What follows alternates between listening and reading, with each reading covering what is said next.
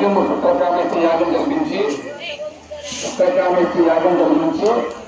ఆయన ఏం చేశారు? ఈ యొక్క అక్కడ పాయసాన్ని 3 భాగాలు చేశారు.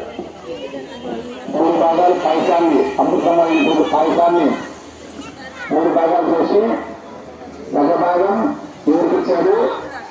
కౌసల్యకి ఇచ్చాడు. ఆ సగంలో సగభాగం ఎవరికి ఇచ్చాడు? సుమిత్రకు, కైకేయికి ఇచ్చాడు. అది వాళ్ళు సేవించడం వలన ఈ కౌసల్య గర్భంలో మానవుల మందరం కూడా ఒక 10 మాసాలు మనం ఉంటాం తల్లి గర్భంలో. కానీ శ్రీరామచంద్రుడు 12 మాసాలు ఉన్నాడట. అంటే 12 మాసాలు ఆ కౌసల్య గర్భంలో ఉండి ఒక చైత్ర శుద్ధ నవమి రోజున, అంటే చైత్ర మాసంలో వచ్చేటువంటి నవమి రోజున ఆయన కౌసల్య గర్భాన అభిజిత్ లగ్నంలో 12 చిల్లరకు పునర్వసు నక్షత్రంలో జన్మించాడట. తర్వాత సుమిత్రకు ఎవరు జన్మించాడు? సుమిత్రకు భరత శత్రుఘ్నుడు, కైకేయికి భరతుడు జన్మించాడు, లక్ష్మణ శత్రుఘ్నుడు జన్మించాడు. భరతుడు కైకేయికి జన్మించాడు, సుమిత్రకు లక్ష్మణ శత్రుఘ్నుడు జన్మించాడు. వీళ్ళందరూ కూడా ఒకరే. ఎవరయ్యే వాళ్ళంటే మానవులే వాళ్ళు. మహావిష్ణువే.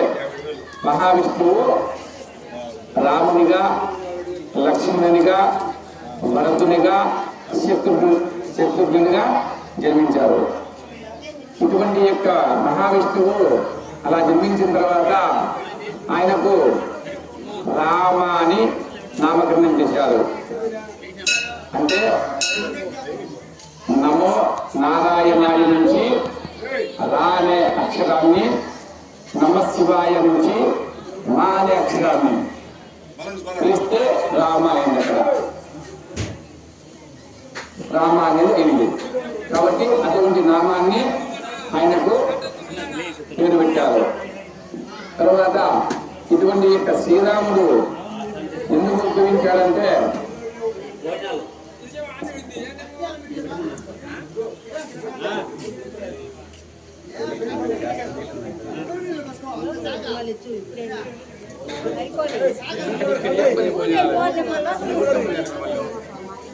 డిస్టర్బ్ చేయడం తప్ప మీకు మంచి లేదమ్మా. పోయినాలు ఇక్కడ ఏమవసరం? పోయినాలు ఇక్కడ లేదు.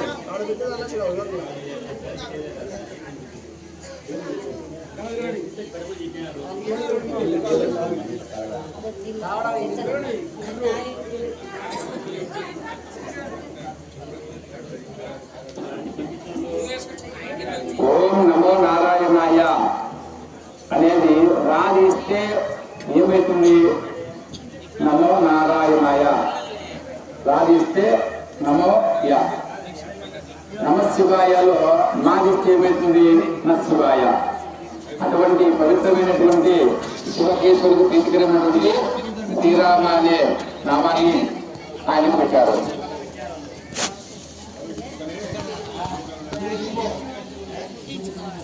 ఆయన పెట్టిన తర్వాత ఈ యొక్క శ్రీరామచంద్రమూర్తి ఎన్ని గుణాలు ఉన్నాయనుకుంటే 16 గుణాలు.